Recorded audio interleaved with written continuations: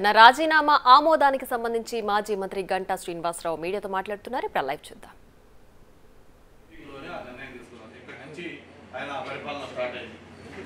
ఆ తర్వాత చూసాం మొత్తం విశాఖపట్నంతో పోల్చుకుంటే విశాఖపట్నం దగ్గర నుంచి రాష్ట్రం మొత్తం కూడా శుక్రవారం సాయంత్రం వచ్చిందంటే ఎక్కడ విధ్వంసం, ఎక్కడ కూల్చివేతలు, ఎక్కడ ఇవన్నీ చేయడం అని చెప్పి ప్రజలు వెంబెలెత్తిపోయే విధంగా మొత్తం స్టార్ట్ అయింది. వైజాగ్ గీతం కాలేజీ, యూనివర్సిటీ కూల్చివేయడం, ఇట్లాగా విశాఖపట్నంలో ఎన్నో కూల్చివేశారు. నాట్ ఓన్లీ విశాఖపట్నం, మొత్తం రాష్ట్ర వ్యాప్తంగా కూడా ఈ కూల్చివేతల పరంపర కొనసాగింది. ఇవన్నీ ఒక పక్క ఈ బిల్డింగులు, ఆస్తులు, వాటికి సంబంధించి. ఇక ముఖ్యంగా దేవాలయాలు, ఇది ఏదైతే అంతర్వేదంలో ఒక రథం ఉందో, ఒక పురాతనమైనది, ఎంతో చారిత్రాత్మక ప్రాముఖ్యత ఉంది, హిస్టారికల్ ఇంపార్టెన్స్ ఉన్న ఈ రథం. ఇటువంటి రథం ఏదో తేనెటీగల చుట్టా కనిపించిపోయి కాలిందని చెప్పి దీన్ని మనం అంతర్వేదిలో చూసాం. ఇది చూసిన తర్వాత మన ఉత్తరాంధ్రలో ఉన్న రామతీర్థం ఏదైతే ఉందో అక్కడ స్వామివారి యొక్క ఇది నరికి విషయం మనం చూసాం.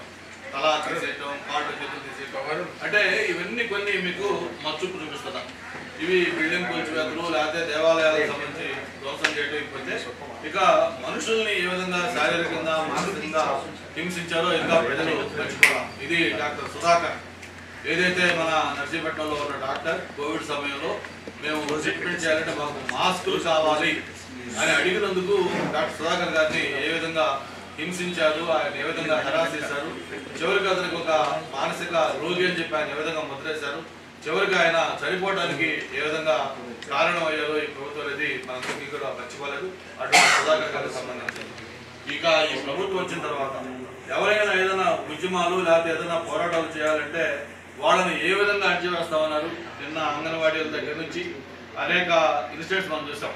ఒక పోలీసుల యొక్క దమనకాండ ఈ ప్రభుత్వంలో ఏ విధంగా వాళ్ళని వాడారో పోలీసుల్ని మనం చూస్తా ఉన్నాం. అంటే ఒక ప్రజాస్వామ్యంలో ఇంత దారుణంగా, అంటే ఒక పౌరుడు ఏదైనా ప్రొటెస్ట్ చేస్తే పోలీసులతోటి ఆ విధంగా హింసించే పరిస్థితి మనం చూస్తాం.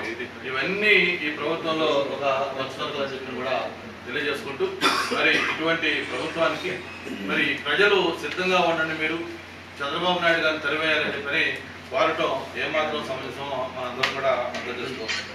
నేను ఒకటే ఈరోజు మీ ద్వారా జగన్మోహన్ రెడ్డి గారు అడుగుతా ఉన్నాను.